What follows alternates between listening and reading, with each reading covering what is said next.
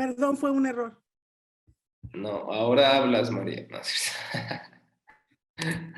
muy bien. Voy a explicarles un poco su proyecto que van a estar realizando acerca de las confesiones y de los artículos de fe o de los documentos de fe que estuvimos platicando a lo largo de este curso, de la reforma, de diferentes reformas o de las diferentes reformas. Vamos a estar haciendo un proyecto final que ya les había anunciado con anterioridad. Tenemos 4 documentos hasta la fecha, si no me equivoco. Tenemos las 95 tesis, tenemos los 67 artículos de Zwinglio, tenemos también los 39 artículos de la Iglesia Anglicana y tenemos el consenso de Zúrich de Juan Calvino. Si no me equivoco, esos son los 4 documentos que hemos instado a que leamos, que echemos una revisada. Y no sé si también dejé la segunda confesión helvética. ¿Alguien me recuerda si dejé también esa? No, esa no. Esa no la tengo anotada. Puesto que desde luego que no. Sí, no la tengo anotada, pero digo, ¿qué tal si se me ocurrió de repente? No. Pero, y por último, vamos a estudiar la confesión escocesa.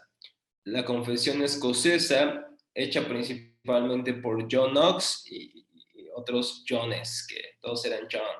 Pero vamos a estudiar la confesión escocesa. Ahora, ¿qué vamos a hacer? ¿Qué vamos a hacer como proyecto final? Tenemos estos 5 documentos ya. Tenemos las 95 tesis, los 67 artículos, tenemos los 39 artículos de la Iglesia de Inglaterra, tenemos el consenso de Zúrich y tenemos también la confesión escocesa. ¿Qué vamos a hacer como proyecto final? Bueno, de antemano tendríamos que ya haberlo leído, tendremos que ya haber estudiado esto. En un momento más les voy a pasar una edición de la confesión escocesa a su grupo para que también puedan leerla, puedan escudriñarla en estos días, puedan echarle un vistazo. ¿Qué es lo que vamos a hacer? Les mandé el link ahí en el grupo. Lo que vamos a hacer es básicamente tomar estos 5 documentos y me van a responder la siguiente, van a hacer la siguiente correspondencia. En estos 5 documentos van a tratar de unir lo que dicen acerca de la expiación, acerca de la Trinidad, acerca de la iglesia, acerca de la oración, acerca de la disciplina, acerca de los sacramentos, acerca de todos los temas. Van a unir cada confesión y van a decir, por ejemplo, las 95 tesis dicen esto de las indulgencias. Los 67 artículos, en tal artículo de Enrico Zwinglio dice esto acerca de las indulgencias. Y si en las otras confesiones no aparece nada de las indulgencias, hasta ahí van a quedar. Entonces van a pasar a otro tema. Y van a pasar a otro tema para ver lo que une a estas confesiones, estos documentos. Yo no les voy a decir qué temas, ustedes van a averiguar qué son los temas que se tocan y van a investigar en todos los demás confesiones cómo se complementan o incluso cómo se diferencian. Van a hablar de cómo se complementan, cómo de alguna manera se apoyan mutuamente, pero también van a hablar de las diferencias, porque hay diferencias. Entonces, básicamente lo que van a hacer es releer otra vez los documentos, van a unir los temas por unidades, es decir, Dios, Jesucristo, Espíritu Santo, pecado. Ustedes van a tener la tarea de identificar los temas y unirlos en un solo grupo. ¿Cómo lo pueden hacer? Yo a los alumnos que les he pedido ese proyecto me lo pueden enviar en un documento en Word, ya sea que pongan arriba en título Santa Cena y abajo pongan lo que dice la confesión escocesa, lo que dice los 67 artículos y lo que dice, no sé, los 39 artículos de la Iglesia en Inglaterra, me los enumeran y van a hablarme ahí de lo que unen o lo que de alguna manera se apoyan una y otro documento, o también me van a hacer las observaciones de la diferencia que encuentran en eso.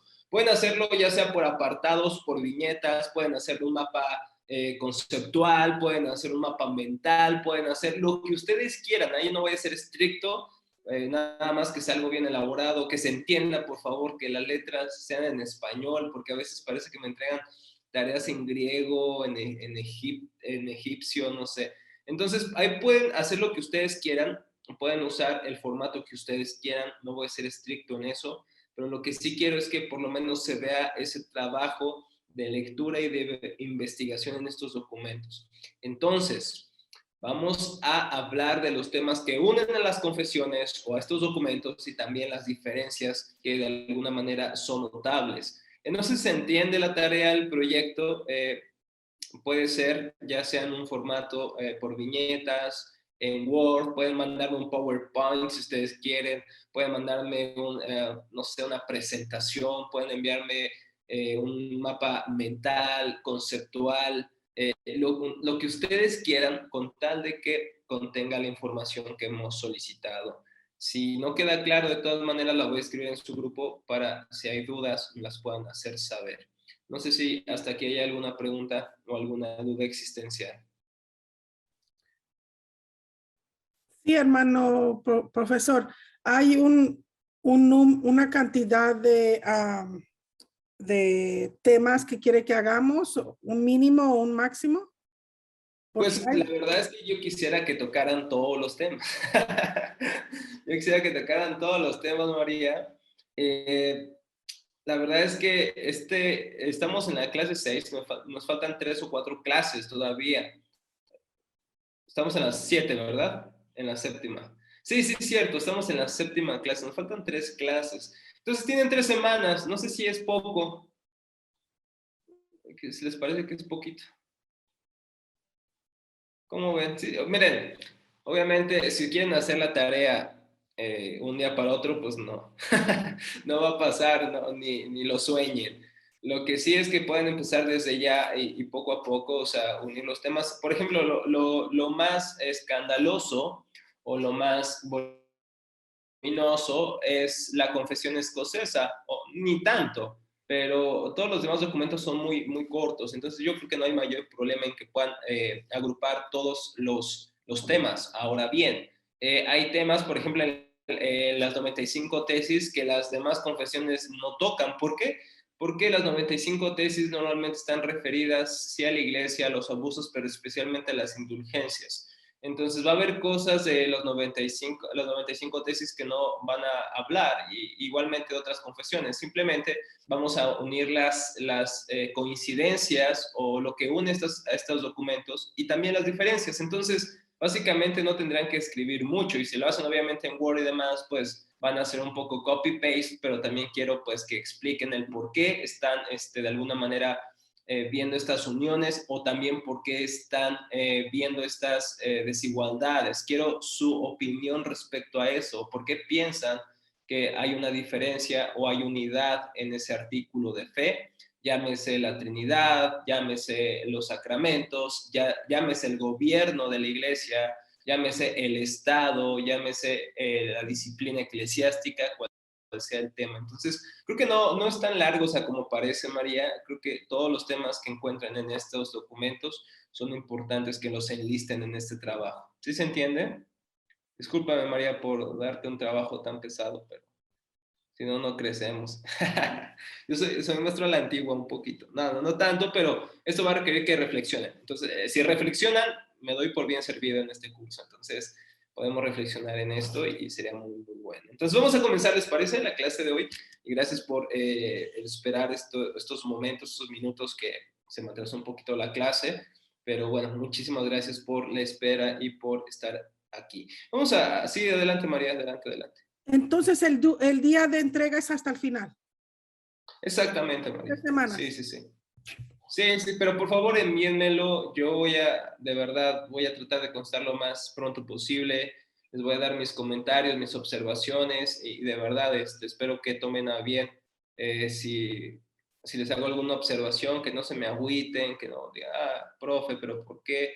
Es normal de esto, y también reciban con humildad también las buenas notas, ¿no? Pero sí es muy importante que me lo envíen, por favor, para conocer poquito de ustedes, un poco de su labor, en este seminario y me gustaría pues también ayudar a su crecimiento, ¿no? Y esa es parte del por qué pido un proyecto y no les doy examen. Yo creo que deberían estar agradecidos que no va a haber examen final. Entonces, espero que esto alivie sus corazones, les consuele. Pero bueno, vamos a empezar con la clase el día de hoy. Si no hay otra pregunta, no sé si Vero, Rebe, Anita, Beca, Juan. Brother, tienes ahí, se me olvida tu nombre, tienes ahí un correo. Marlon, lo que pasa es que no sé cómo entré con este correo ahora mismo. Ya está, te iba a decir que de Ramírez, pero dije, no, no creo que se llama así. Dice Juan Manuel que se corta la llamada, se corta mucho lo que digo. A lo mejor es tu señal, ¿sí se corta, María? A lo que me está pasando que se queda usted estático. Ok, ¿y los demás cómo ven? ¿Todo bien? Yo creo que es tu internet, María, y el de Juan Manuel, porque aquí tengo todas las rayitas. Yo creo que no oraron en la mañana, hermanos, ahí les pido por favor que oren más, por favor. Pero a ver, déjenme checar. Según yo sí me veo bien. De hecho, no los veo a ustedes ni congelados ni nada. Entonces, yo creo que es el internet, María. No sé si incluso puedes, digo, la verdad se lamentaría eso, ¿verdad? Porque me gusta verlos y ver sus reacciones también, su cara de aburrimiento y cuando se duermen. Pero también sí, te puede ayudar apagando la cámara. Igual eso te permite agilizar un poco tu internet. Si no me equivoco, eso me ha ayudado en varias ocasiones. Así que voy a compartir pantalla, por favor, si ustedes en un momento determinado se congela, bueno, sobre todo que mi voz no se escuche o no me escuchen con claridad, por favor, háganmelo saber. Yo voy a compartir pantalla y no puedo ver todo lo que sucede, así que, por favor, si hay estos problemas, díganme y yo con gusto voy a tratar de resolver. Así que voy a compartir pantalla, vamos a ver la última reforma o la última grande reforma, porque no podemos decir que fue la última, pero la última grande de estos países donde las ideas de los reformadores llegaron. Vamos a continuar con la reforma de Escocia, que en lo personal les puedo decir que es la reforma que quizá más me apasiona en un sentido, por todo lo que pasa. Y bueno, vamos a ver parte de la reforma con John Knox. No vamos a entrar a los pactantes escoceses, que también será un tema para otra clase, pero vamos a hablar o abordar la reforma en Escocia en sus principios, en su origen y sobre todo en su desarrollo con este gran reformador llamado John Knox, que también es una de las personas que más admiro y también de las personas que más considero que también tuvieron algunos detalles en su vida que también deberíamos evitar, pero hay muchas cosas muy buenas de John Knox que deberíamos emular. Así que vamos a empezar. Brevemente decíamos la semana pasada que en este caso el reino de Escocia y el reino de Inglaterra de alguna manera estaban de alguna manera unidos en dos grandes reinos, eran de alguna manera parte uno del otro. Gran Bretaña se constituía por Inglaterra y Escocia, y recuerden que en Inglaterra estaba este emperador, o este rey, perdón, Enrique VII, que dio a luz a Enrique VIII, que dijimos la semana pasada, era una fichita, era un señor poco delicado, ¿verdad? Y un poco, no un poco, bastante lascivo, muchas cosas. Bueno, él tiene algunos hijos, ¿verdad? Lamentablemente, según sus aspiraciones, no tiene a un bebé o a un varón al principio, sino que tiene a unas señoritas, ¿verdad? María Tudor, Isabel I, que hablamos un poquito acerca de ellas, especialmente de María Tudor, que también se le conoce como Bloody Mary, que es como María la Sanguinaria, ¿no? De Queen Bloody Mary, la princesa María Sanguinaria. Y también tenemos a un varoncito que nace después en sus múltiples matrimonios y aventuras del señor Enrique VIII, que fue Eduardo VI, pero que muere muy jovencito, muere a los 15 años, entonces no tiene gran parte en el reinado. Y bueno, eso fue más o menos el reinado de Inglaterra, que la reforma en Inglaterra va casi a la par con la reforma en Escocia. Y bueno, aquí existe ya esta alianza más adelante entre Escocia e Inglaterra dentro de los de los protestantes, hay un apoyo. De hecho, John Knox es parte del libro de oración común que hablamos la semana pasada, es parte, está en Inglaterra en parte, también los ingleses apoyan a los escoceses en parte, entonces hay una cierta alianza en determinados momentos, no en todos, pero sí hay alguna alianza entre protestantes ingleses y escoceses, y aquí en Escocia está doña Margarita Tudor, casada con Jaime IV, después Jaime V asciende con María de Guisa, hacen este matrimonio que es político, es políticamente beneficioso, como lo vamos a ver. Después ya viene María Estuardo, Enrique Estuardo, Jaime VI, y bueno, a partir de 1600 ya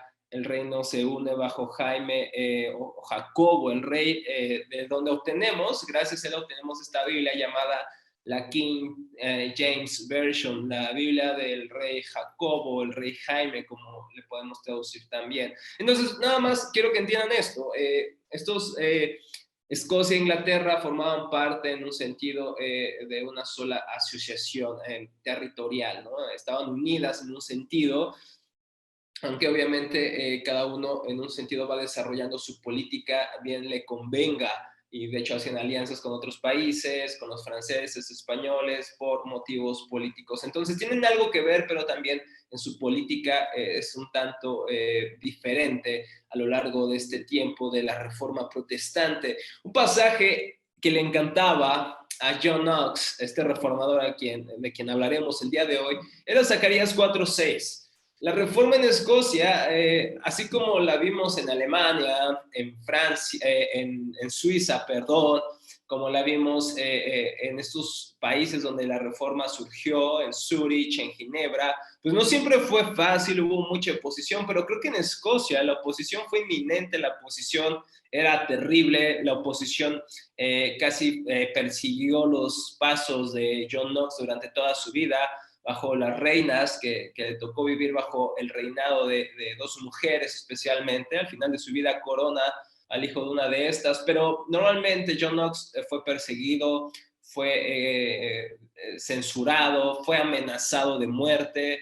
Alguna vez se le invitó a compartir así cierta ciudad muy romanista y lo amenazaban de muerte. Él sin duda dijo: yo no temo a la violencia de estas personas porque Dios está conmigo. Y uno de los pasajes favoritos de este hombre fue Zacarías 4:6. No por el poder ni por la fuerza, sino por mi espíritu, dice el Señor de los ejércitos. Esa era la idea detrás de todo el trabajo de la reforma en Escocia, y quiero que estén pensando desde el inicio de esta clase en este versículo. No es por el poder ni por la fuerza, sino por mi espíritu. ¿Por qué razón? Porque la reforma en Escocia, a pesar de que las cosas en un sentido estaban configurando o se estaban alineando para la reforma, realmente humanamente hablando, era una causa casi imposible.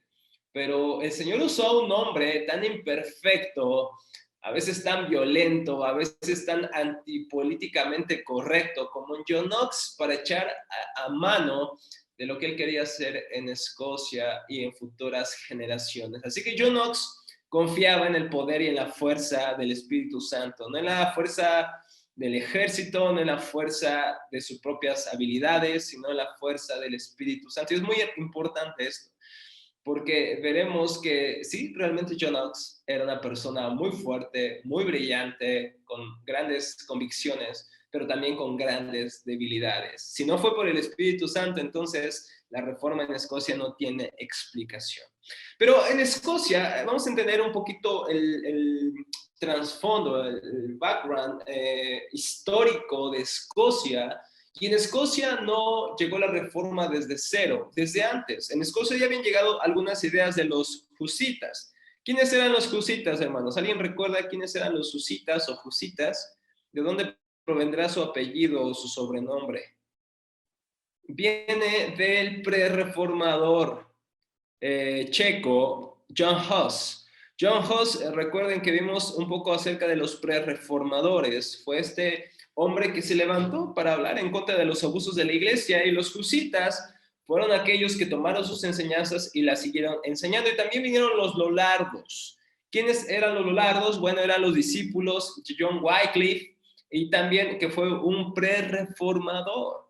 Entonces, ellos habían viajado a diferentes ciudades, no se habían quedado en los lugares donde originalmente nacieron, sino que debido a las persecuciones, debido a las amenazas, ellos tuvieron que salir de sus territorios. Y eso fue algo muy bueno, porque eso trajo que de alguna manera ellos pudieran expandir el evangelio. Llegaban a Escocia también. Otros escoceses en ese mismo tiempo habían viajado a Alemania a estudiar teología precisamente, habían tenido contacto con los primeros reformadores o habían escuchado las enseñanzas de los reformadores como Martín Lutero, como Melanchthon. También habían de alguna manera escuchado las ideas protestantes y reformadas de Ulrico Zwinglio. Muchos de ellos ya también conocían a Juan Calvino, a Bullinger también en Zurich, habían conocido a Bucero también en Estrasburgo, habían tenido contacto con otras personas y habían de alguna manera regresado a Escocia trayendo estas nuevas ideas. Uno de los hombres, antes de pasar a hablar de John Knox, tenemos que decir el nombre de George Wishart, que él propagó estas ideas de los reformadores. Este hombre de alguna manera tenía muy en claro cuál era de alguna manera lo que debía de hacer, y él buscaba la reforma también de la iglesia, y bueno, él tenía contacto también con las ideas de los reformadores, así que llegó a Escocia, perdón, y empezó a propagar un poco estas enseñanzas. Sin embargo, había un hombre muy poderoso, el cardenal David Bayton, que con el poder que tenía, con el poder que aún tenía en Escocia y el respaldo que tenía por la Iglesia Católico Romana, él manda a quemar a George Wishart. Y algo que decía un hombre que había presenciado este martirio de George Wishart, que murió quemado, decía, si lo siguen quemando, es decir, a los protestantes, quémenlos en sus calabozos, pues el humo infecta o atrae a todos los que alcanzan. Esta frase es muy emblemática y es parecida a otra frase que se usaba en los primeros siglos de la iglesia. Recordemos un poco los primeros siglos de la iglesia. Los siglos de la iglesia primeros no eran llenos de paz, felicidad, prosperidad, bienestar, sino más bien eran seguidos de persecución, censura, burla, látigos, intentos de matanza, asesinatos, ejecuciones. Los cristianos eran devorados por leones, eran decapitados, eran empalados y prendidos como antorchas humanas. Los cristianos realmente eran un punto de persecución clave en el siglo I, siglo II. Sin embargo, hay un dicho muy popular que sigue siendo real. La sangre de los mártires es la semilla de la iglesia. En otras palabras, entre más se mataban a los mártires, ¿qué pasaba? Uno esperaría que el movimiento de los nazarenos del camino o de los cristianos desapareciera. Sin embargo, abundaban más y más los cristianos. Y es lo mismo que decía esta persona: quémenlos en otros lados, quémenlos en los calabozos, quémenlos en otros lados donde el humo no pueda afectar a los demás, porque parecía que entre más morían estos protestantes, más se multiplicaban. Obviamente esto era una obra de Dios, sin embargo, las personas buscaban a toda costa desaparecer a estas personas. Déjenme un poquito acomodar aquí mi pantalla. Así que tenemos esto, y John Knox, que ya habiendo muerto George Wishart, que por cierto John Knox era el guardaespaldas de George, y John Knox se cuenta que era un hombre musculoso, un hombre por lo menos de 2 metros de altura, un semblante pues de guerrero realmente.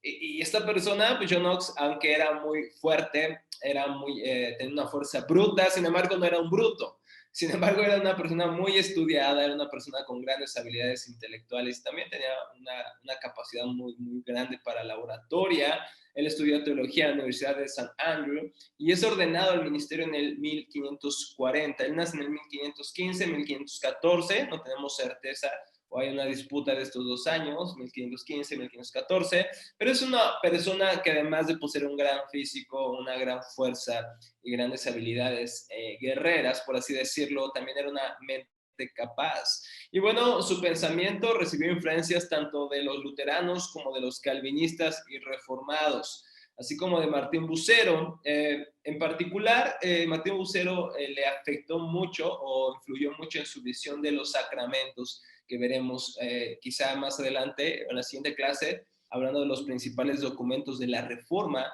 acerca de cómo esto afectó la visión de la comunión. Ya no era una visión meramente simbólica, sino que realmente el Espíritu Santo elevaba nuestros corazones, por así decirlo, al cielo.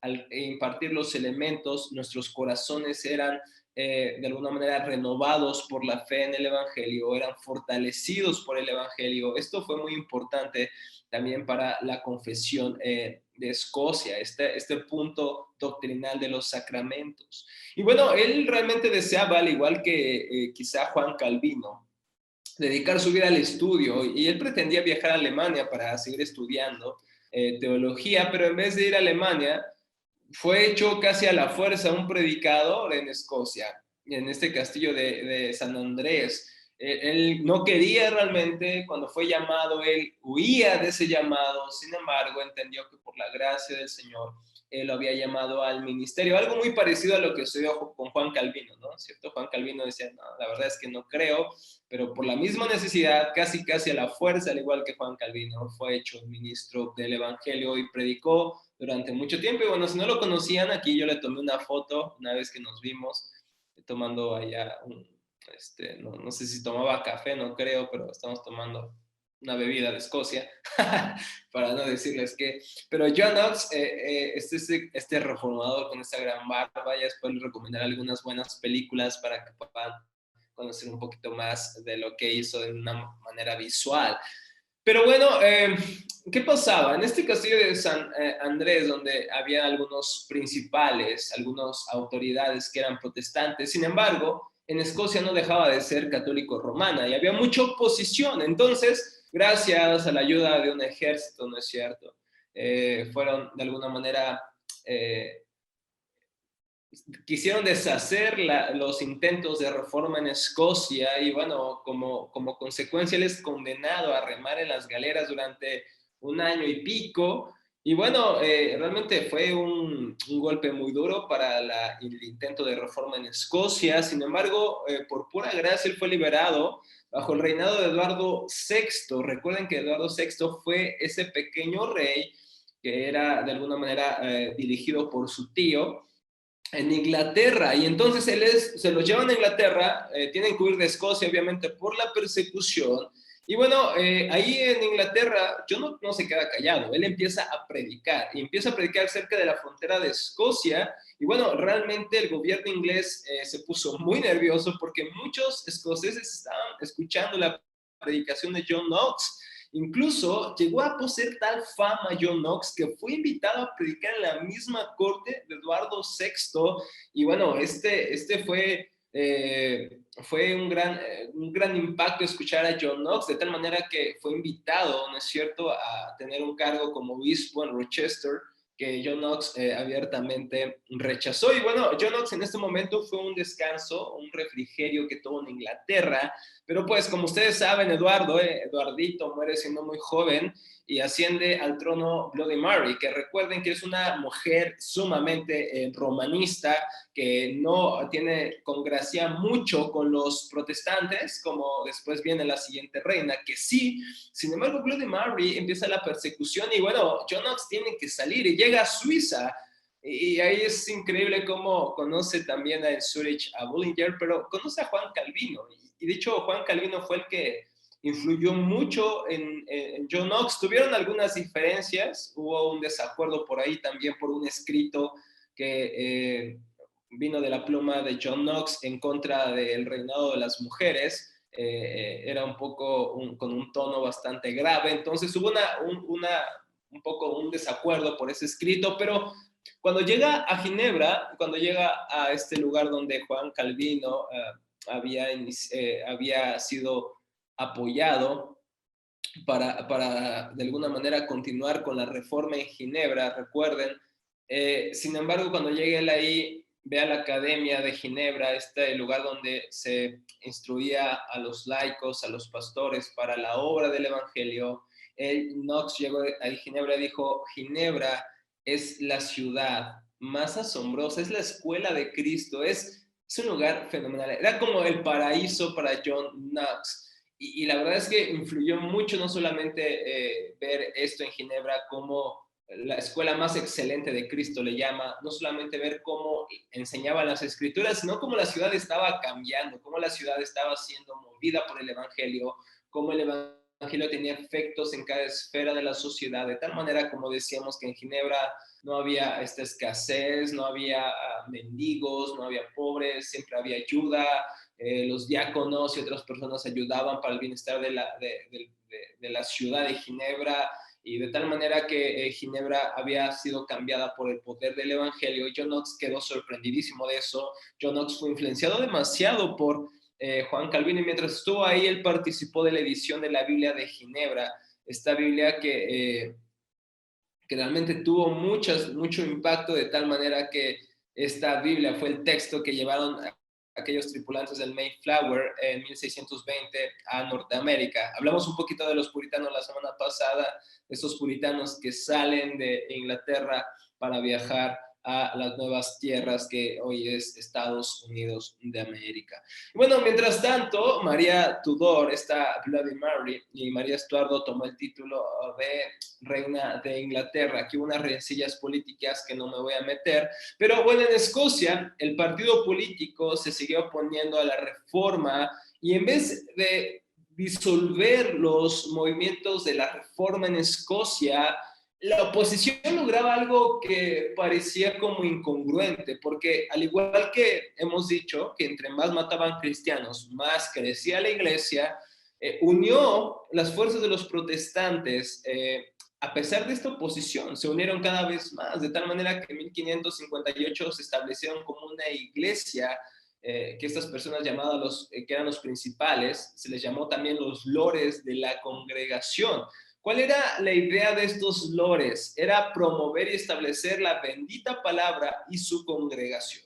La idea de ellos era establecer la iglesia, era reformar Escocia, era que realmente la palabra de Dios fuera predicada, aunque la verdad es que había algunas cositas que ahorita vamos a ver que no eran tampoco tan geniales y tan buenas. Y le pidieron a John Knox, los lores, que tenían cierto poder, le pidieron que volviera a Escocia. Él se encontraba exiliado, entonces regresa a Escocia y él empieza una labor con ellos de predicación y ánimo dentro de la congregación de los lores. Y bueno, en constantes batallas, en sus luchas, él los consolaba con sus sermones, les recordaba el evangelio, les animaba. Era la voz realmente de los lores. Imagínense un tipo de 2 metros, musculoso, predicando el evangelio. Pues no le digas nada, no trates de refutarlo, porque seguramente te va a partir en 2 pedazos.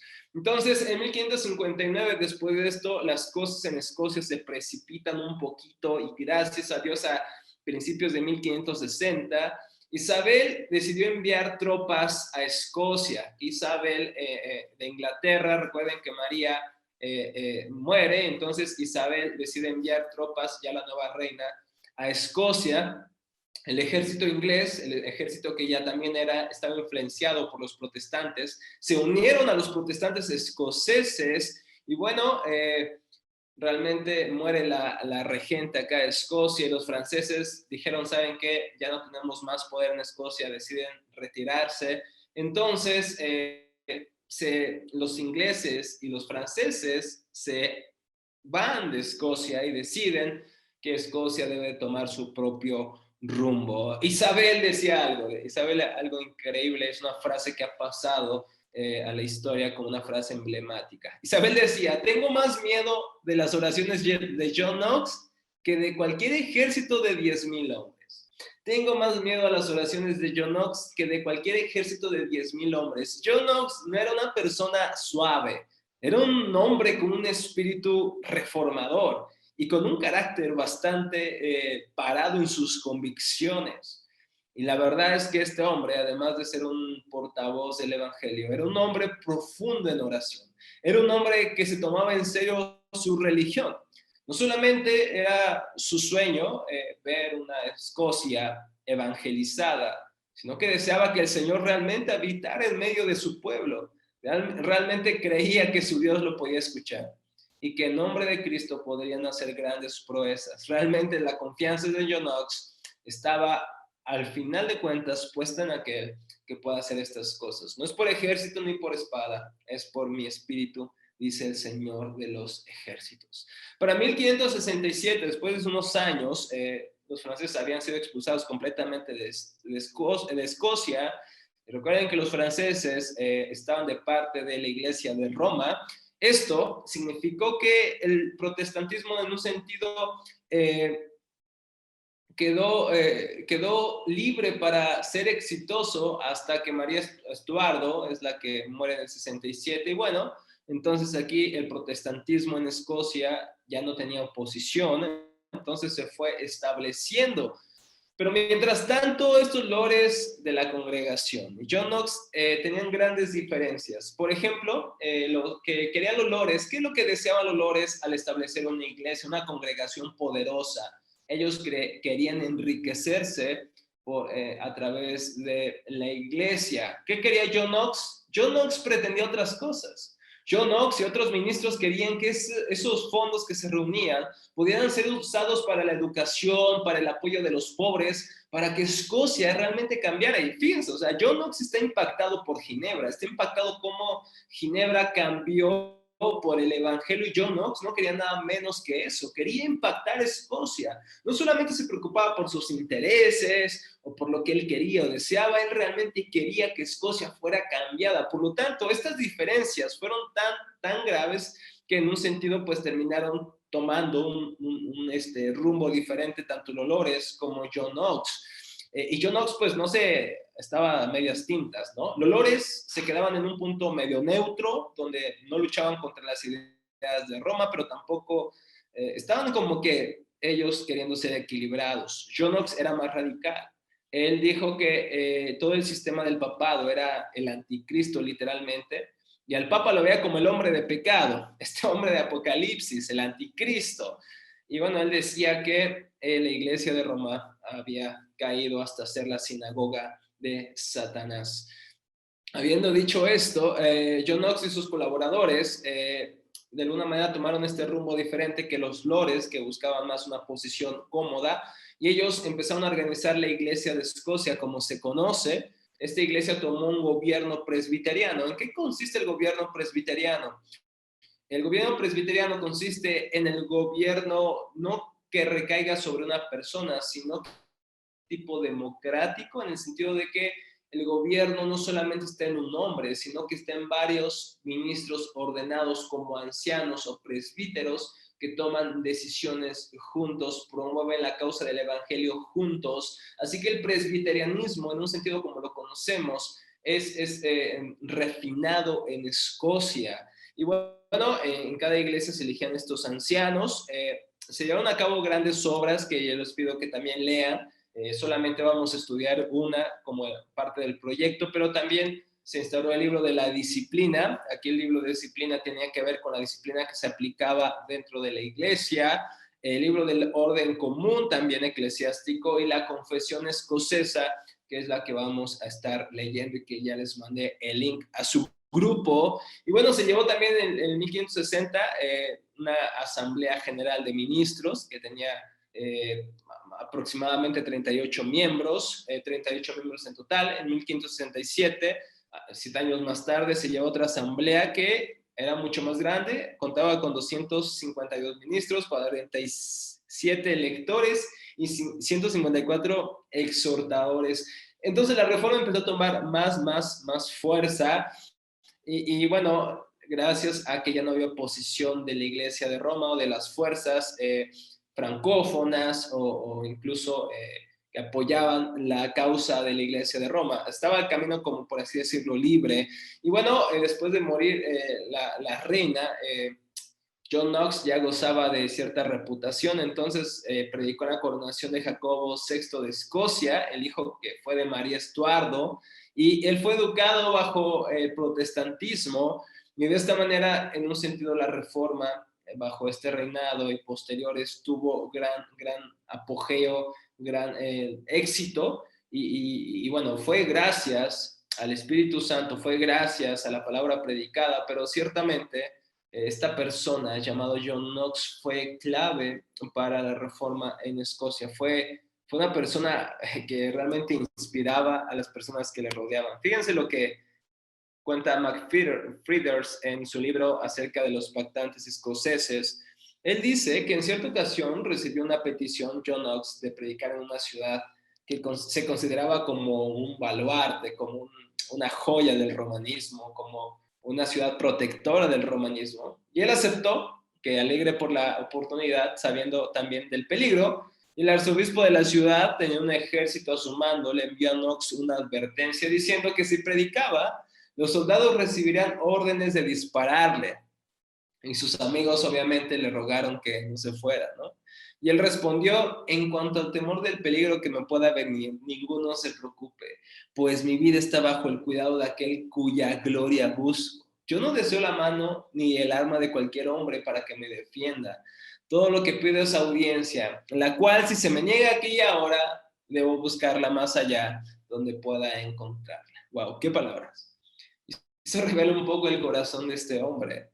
Un hombre que no era seducido por lo que la iglesia de Roma, otros o los importantes de su época le ofrecían para callarse, para huir, para no predicar más como predicaba. Sin embargo, no era un hombre temeroso, no era un hombre que huía a la primera, no era un hombre que de alguna manera se dejaba atormentar por las amenazas de los hombres. Era uno que tenía convicciones firmes, y creo que eso solamente lo puede producir el Espíritu Santo en nuestros corazones, porque a decir verdad, a pesar de que podamos aparentar fuerza, serenidad, fortaleza, valentía, realmente somos hombres, somos mujeres que temen, que luchan con sus corazones, que a las tormentas muchas veces flaqueamos al ver la tormenta que se avecina, y solamente es obra del Espíritu Santo que a pesar de las amenazas, a pesar de los temores, podemos pararnos firmes en el Evangelio.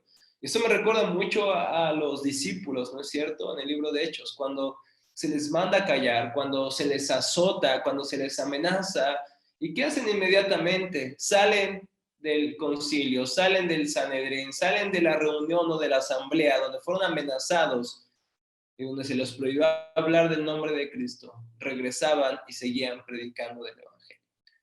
Y no es que eran brillantes los discípulos, no es que eran brillantes John Knox, es que el Señor que tenemos es un Señor que nos da valentía, nos da la fuerza de su espíritu para hacer frente a los temores que tengamos por delante. A pesar de eso, a pesar de pensar que John Knox tenía una gran fuerza, John Knox decía eso: yo nunca he temido al diablo, pero tiemblo cada vez que subo al púlpito. Wow, esta frase a mí me ha impactado durante tantos años y sigo creyendo que es una frase y una realidad que debe de gobernar nuestros corazones. No deberíamos temer al diablo, no deberíamos temer a las fuerzas del infierno, no deberíamos temer a lo que venga de los hombres. Si algo deberíamos de temer, sería a Dios y su palabra. ¿No es cierto? Sí, el Señor: no teman a los que pueden destruir el cuerpo, más bien teman a aquel que puede destruir su alma en el infierno. Wow, teman a Dios. Y es increíble esto, porque cada vez que subimos al púlpito, cada vez que hablamos de la palabra, no estamos hablando de la palabra de un hombre, no estamos hablando de la palabra de Rafael Riveros o de Jorge o de cualquier otro pastor, predicador. Estamos hablando acerca de la palabra de Dios. Y como dice Pablo, predicamos delante de Dios, de parte de Dios y delante de Dios en Cristo. Estamos predicando de parte de Dios porque predicamos su palabra. Es como si Dios hablara. Por eso debemos de temer de predicar las escrituras y no nuestras ideas, no nuestras presuposiciones, no nuestras quejas, no nuestras amenazas, no nuestras inconformidades. Predicamos el Evangelio. Y no solamente predicamos de parte de Dios, sino que predicamos delante de Dios. Es como si Dios estuviera sentado en primera fila, escuchando lo que estamos hablando. Por eso es que deberíamos temblar cada vez que subimos al púlpito, porque estamos delante de la iglesia del Señor, predicando delante del Señor y predicando de parte de Él. Creo que desde ahí toma más congruencia estas palabras que dice John Knox. Dice: María, necesitamos hombres así hoy día, hombres que sean dirigidos por el Espíritu Santo. Sin duda, María, y esto es algo que quisiera rescatar, ¿no es cierto? Porque cuando hablamos de hombres inteligentes, de hombres que tenían gran capacidad intelectual, que conocían muy bien las Escrituras, decimos que son hombres muertos, hombres que no conocen al Espíritu Santo, y creo que sí hay una tentación bastante latente cuando estudias a confiar demasiado en tu razón, en tu conocimiento, en tu poder, en tus habilidades intelectuales. Pero eso no creo que no le dé cabida que el Espíritu Santo pueda usar un nombre como John Knox. Por ejemplo, yendo más a la historia, más adelante, uno de los puritanos, Jonathan Edwards. Jonathan Edwards es conocido como la mente más brillante de Norteamérica, el pensador más ilustre que ha producido Norteamérica en todo este tiempo. Jonathan Edwards estudiaba por lo menos 9 horas diarias. Y la verdad es que llegó a escribir desde teología, filosofía, varios temas, abordó varias áreas de estudio, era un predicador muy inteligente, pero un predicador lleno del Espíritu Santo totalmente, de tal manera que sus predicaciones, a pesar de que para muchos de nosotros su forma o su metodología de predicación no era la más ideal, ya que comúnmente leía sus sermones. Sin embargo, varias ocasiones sus predicaciones llevaron a que las personas realmente se encontraran con el majestuoso Dios de las Escrituras. Así que la inteligencia no es un impedimento para que el Espíritu Santo use a una persona. Más bien, si esta persona, aún con todas sus capacidades, reconoce que es incapaz, reconoce que es débil, reconoce que necesita el Espíritu de Dios, Dios puede usar una gran mente. Dios puede hacer un gran hombre, una gran mujer para ejecutar sus propósitos en esta tierra. Dios no está detenido por nada. Y creo que la dependencia de John Knox la veo más que en cualquier otra cosa en estas palabras. Nunca he temido al diablo, pero tiemblo cada vez que subo al púlpito. Porque está hablando de parte de Dios y delante de Dios. Esa es la idea que me encantaría resaltar. Hay dos de sus obras que quisiera dos de sus obras, digamos, formales, porque, como he dicho, él fue el principal escritor de la Confesión Escocesa, junto con otros Jones, y también formó parte de una edición del Libro de Oración Común, y también fue parte del grupo de redacción de la Biblia de Ginebra. Pero desde sus obras, una de las más polémicas es en 1558, él publicó su primer toque de algunos, muchos quizá más que quería, pero que no llegó a la luz debido a la polémica que levantó. Pero escribió su primer, o publicó más bien en el 58 de 1500, su primer toque de trompeta contra el regimiento monstruoso de la mujer. No sé si les gusta el título, hermanas. Contra el regimiento monstruoso de la mujer, un tratado polémico contra los soberanos femeninos y sus políticas, también contra la dominación femenina sobre los hombres en general. La idea de John Knox era que para él veía que el reinado de una mujer era un reinado en contra del orden natural de Dios. Y bueno, en estos libros él realmente expresó esa idea y la verdad es que nunca tuvo con las dos reinas regentes en su tiempo, nunca tuvo una buena relación. Creo que nunca hubo un momento de paz entre él y las reinas. Creo que no existió eso. En un sentido, pero este libro causó grandes polémicas, no solamente en Escocia, sino que también en Ginebra, y la verdad es que le causó un poco de incomodidad a Juan Calvino, que Juan Calvino era una persona que en un sentido quería llevar, para él, llevar la fiesta en un sentido en paz con las demás personas, hacer lazos políticos, sociales, eclesiásticos, era muy importante para Juan Calvino y creía que este libro realmente provocaba más bien la división. Entonces, en ese sentido, tuvo la diferencia con John Knox. Creo que John Knox se dio cuenta de eso, sin duda. Y bueno, fue un libro polémico y algunos piensan que yo la verdad no he encontrado evidencia de que se retractó de muchas cosas que escribió aquí. Quizás se lamentó más bien por lo que causó, por el conflicto que causó, más que por sus palabras. No creo que se haya arrepentido de lo que dijo. Pero bueno, también en este sentido podemos ver cómo este hombre estaba parado en sus convicciones y no todo lo que dijo, no todo lo que escribió, pues podemos decir que fue lo mejor o usó las mejores palabras. Sin embargo, él creía que esto era así, era el gobierno de Dios y el liderazgo, según las escrituras, según creía John Knox, le había sido dado al hombre. No usó las mejores palabras quizá, no tuvo las mejores actitudes, pero esta era su convicción. Y también escribió la historia de la Reforma en Escocia, que es una obra que realmente es espectacular en todo sentido, ya que nos cuenta muy bien los asuntos internos de la Reforma en Escocia, que podría ser muy bueno que estudiaran para poder continuar con esta breve presentación de los inicios de la Reforma en Escocia. Y esta obra fue, digamos, la obra magna desde la pluma de John Knox, y bueno, se ha usado también como una fuente histórica fidedigna y muy confiable acerca de la reforma en Escocia. Él, bueno, ya saben, como todo o cada uno de nosotros, él muere en el 1572 a la edad de 67 años y sus últimas palabras fueron: ven, Señor Jesús, dulce Jesús, recibe mi espíritu. Estas fueron sus últimas palabras y a mí me llama mucho la atención estas últimas palabras, ya que no fue palabras en un sentido de dolor, palabras de desaliento, de amargura o de crítica. Realmente a sus últimos años, su más deseado anhelo era que el Señor viniera.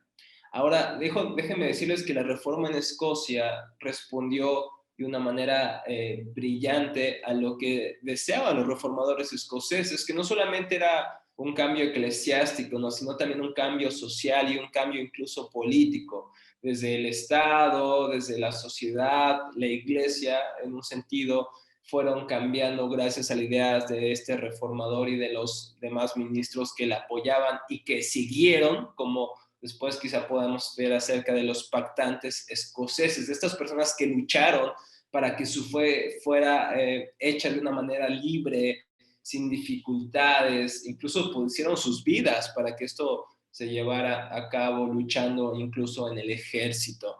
Y esas fueron las palabras de John Knox: ven Señor Jesús, dulce Jesús, recibe mi espíritu. Esas fueron las últimas palabras de John Knox. No sé si antes de terminar o ir cerrando tenemos unas diapositivas más.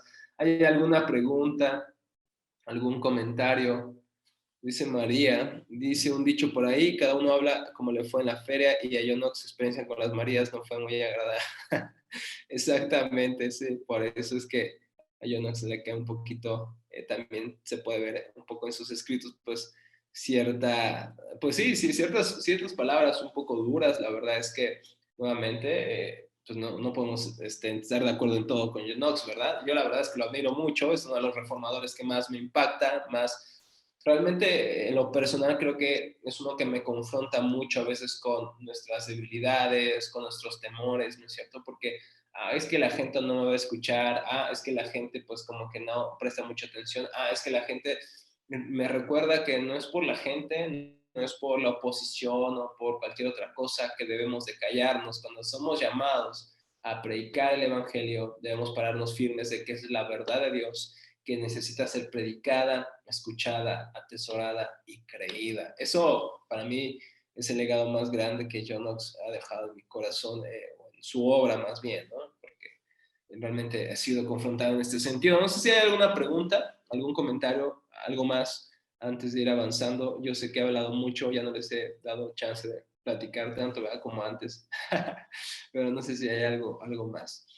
Si no es así, vamos a pasar a continuar con esta exposición. John Knox, dice J.C. McFrieders, que le recomiendo mucho este libro llamado Los Pactantes Escoceses. Este libro está en Amazon, está en formato Kindle o en formato físico. Lo recomiendo mucho. La verdad es que está muy bueno y es un libro muy, muy fluido para leer, hasta poético. Decía McFrieders, John Knox fue grande porque fue humilde y confió en el Señor.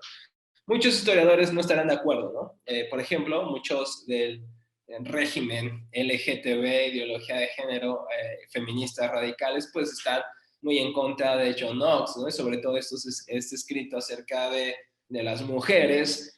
Sin embargo, a pesar de eso, John Knox realmente, si leemos un poco más la historia, veremos que es un hombre humilde, un hombre con, sí, con grandes aciertos, también con grandes fallas, pero un hombre que dependía del Señor, fue un hombre de oración. Y pasó la historia siendo conocido por esta proclamación, por esta oración que hizo: Señor, dame Escocia o me muero, dame Escocia o me muero. Esa era su oración. Señor, que yo pueda predicar el Evangelio, que yo pueda hablar de tu palabra, que yo pueda llevar el Evangelio a otras personas y que Escocia conozca el Evangelio. Las pretensiones de John Knox era que el Evangelio fuera difundido por todo su país y por todo donde el Evangelio pudiera llegar, respondiendo al llamado o a la gran comisión del Señor a los apóstoles y a los que somos sus discípulos: ir a ser discípulos a todas las naciones, bautizándolas en nombre del Padre, del Hijo y del Espíritu Santo. Este era el gran imperativo en el corazón de John Knox, que las demás personas puedan ser discipuladas en el Evangelio de Jesucristo. Y bueno, para esto hicieron grandes trabajos: el libro de disciplina, el libro del orden común, la confesión. Por ejemplo, ellos estaban tan preocupados por la propagación del verdadero evangelio que no cualquiera podía, por ejemplo, pararse y ser un pastor o ser un ministro ordenado. Tenía que ser preparado en el evangelio, tenía que ser estudiado en el evangelio para estar seguro que lo que él predicara fuera la palabra de Dios y únicamente la palabra de Dios. Realmente la educación teológica en este sentido en Escocia tomó mucha relevancia, al igual que los puritanos.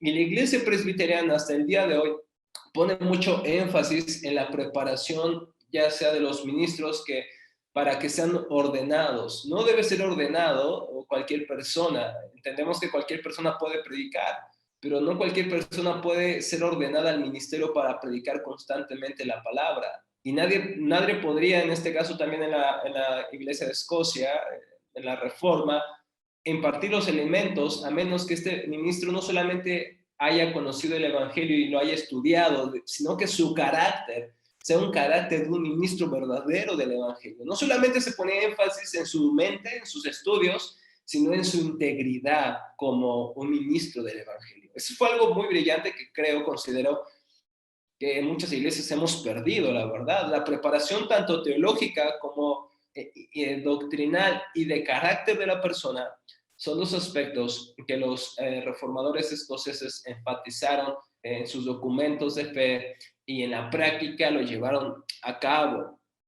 Y bueno, entonces la iglesia presbiteriana, en un sentido, llegó a ser lo que había soñado en un sentido John Knox, o quizá más que eso. Yo creo que más que eso, la iglesia presbiteriana fue formada gracias a estos esfuerzos.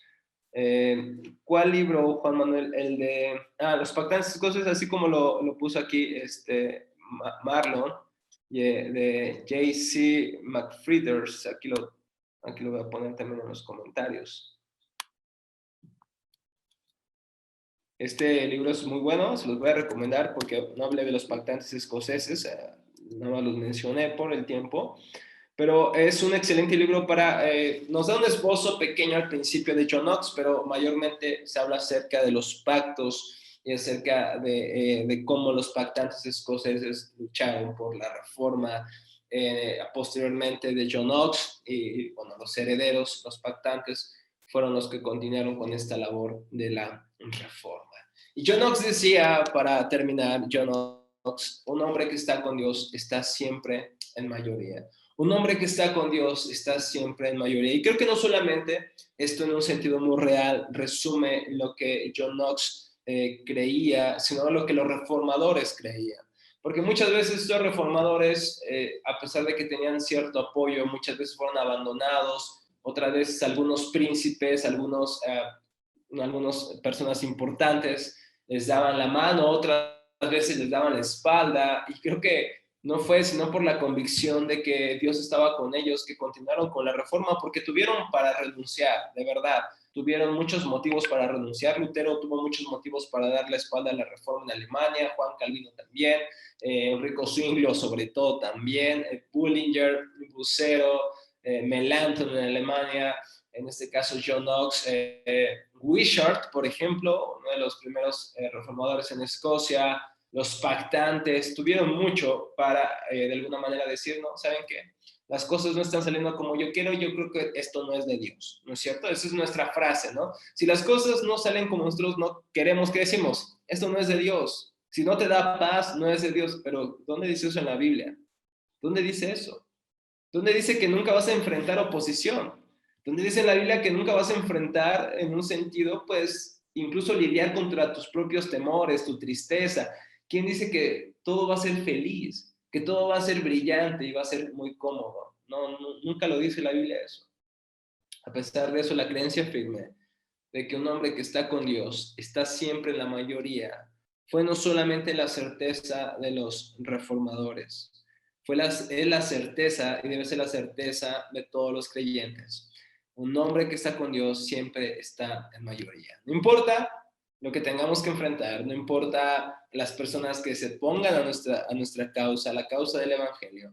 Si el Señor está contigo, con nosotros, podemos tener confianza en que el Señor va a cuidarnos y va a estar con nosotros. ¿Hay alguna pregunta hasta acá? No sé si hay alguna duda, algo que no hayan entendido antes de terminar y pasar a lo que sigue. Si no es así, déjenme compartir otra vez pantalla, ya que quisiera que vieran el capítulo 18 de la Confesión de Fe Escocesa. Déjenme nada más tratar de compartir. Me gustaría que leyeran un poquito conmigo el capítulo 18 y me gusta mucho cómo lo promueven en la Confesión Escocesa. Dice, las marcas por las cuales la iglesia verdadera se diferencia de la falsa y quien juzgará la doctrina. Fíjense, las marcas por las cuales la iglesia verdadera se diferencia de la falsa. Dice el artículo 18, 3:18. Puesto que Satanás ha trabajado desde el principio para ornamentar su pestilente sinagoga con el título de Iglesia de Dios, y aquí se refieren a la Iglesia de Roma, ha incitado a crueles asesinos a perseguir y a hostigar a la Iglesia verdadera y a sus miembros, como Caín hizo a Abel, Ismael a Isaac, Esaú a Jacob, y todo sacerdocio de los judíos hicieron a Cristo Jesús mismo y sus apóstoles después de él. Por tanto, es necesario que la verdadera Iglesia se diferencie de las sinagogas inmundas con marcas claras y perfectas, no sea que siendo engañados recibamos y abracemos por nuestra propia condenación la una por la otra. Uno de los trabajos más sobresalientes de la Confesión Escocesa, de los reformadores escoceses, es que trataron de que la iglesia verdadera, que la iglesia del Señor fuera diferenciada de la iglesia de Satanás, decían ellos. ¿Y qué decía la iglesia de Roma? Dice, no, somos verdaderos porque somos más antiguos, porque tenemos, según ellos, la sucesión apostólica, ¿verdad? Porque Pedro fue el primer papa y cosas por el estilo, decía la iglesia de Roma. ¿Qué decía la Confesión Escocesa? Dice, no. Las marcas y señales y pruebas garantizadas por las cuales la esposa inmaculada de Cristo se diferencia de la horrible ramera, la falsa iglesia, declaramos que no son la antigüedad, ni el título usurpado, ni la sucesión en línea directa, ni un sitio determinado, ni el número de personas que aprueben un error. La iglesia de Roma, ¿qué decía? Somos la iglesia verdadera porque llevamos más tiempo en el poder. Y yo no decía, los escoceses, no. No el hecho de que una herejía sea antigua o que la iglesia se haya apartado de hace mucho tiempo, tiene que decir que esa iglesia es verdadera. Ni que ustedes reclamen ser la iglesia de Cristo, porque no es la iglesia verdadera. Y hermanos, creo que debemos de creer lo mismo. No debemos de creer que la iglesia de Roma es la iglesia de Jesucristo.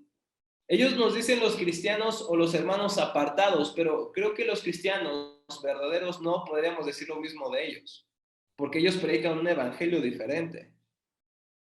Y si un ángel del cielo, y dice el apóstol Pablo, a un mismo de nosotros, les predicar otro evangelio, esa persona, ese ángel, esa persona sea maldito. Y creemos que la iglesia de Roma se ha apartado de la verdadera fe histórica y verdaderamente universal. Lamentablemente ellos se denominan aún católicos, pero se han desviado de la fe que es verdadera para toda la iglesia, en todos los tiempos, en todos los lugares. Por eso es que yo no les llamo la iglesia católico romana. Casi no me refiero siempre a ellos así porque no creo que ellos sean católicos en el sentido que compartan la fe de todos los creyentes, los verdaderos creyentes. Por eso creo que es mejor decir la iglesia de Roma. En este sentido, ellos decían, la iglesia verdadera no es por la antigüedad, ni por el título, ni porque digan que el primer papa fue Pedro y de ahí ellos ya vienen con sus papas, porque Cristo nunca dijo tú eres un papa, ni porque su sede esté en Roma o tenga grandes adeptos, no porque un gran movimiento tenga grandes adeptos tiene que ser verdadero, no. Muchas personas han abrazado errores por siglos, naciones han abrazado errores por siglos, y eso no las hace verdaderas o no las hace dignas. Y bueno, me gustaría que ustedes después leyeran estos, especialmente este capítulo para ver cuál es la distinción de la iglesia verdadera y sobre todas las cosas aquella que imparte los sacramentos de una manera según las escrituras, que la liturgia es según las escrituras y sobre todas las cosas que la palabra de Dios es predicada sin ser adulterada. Esta es las marcas de una verdadera iglesia según los escoceses, según la reforma o los reformadores en Escocia. Adelante, hermano Juan Manuel. Una disculpa, profesor. La página o el artículo donde usted nos estaba compartiendo es un sitio web o algo por el estilo. Sí, es el sitio web donde encontré la mejor traducción libre o gratis de la Confesión Escocesa. Yo creo que la mejor traducción está en inglés.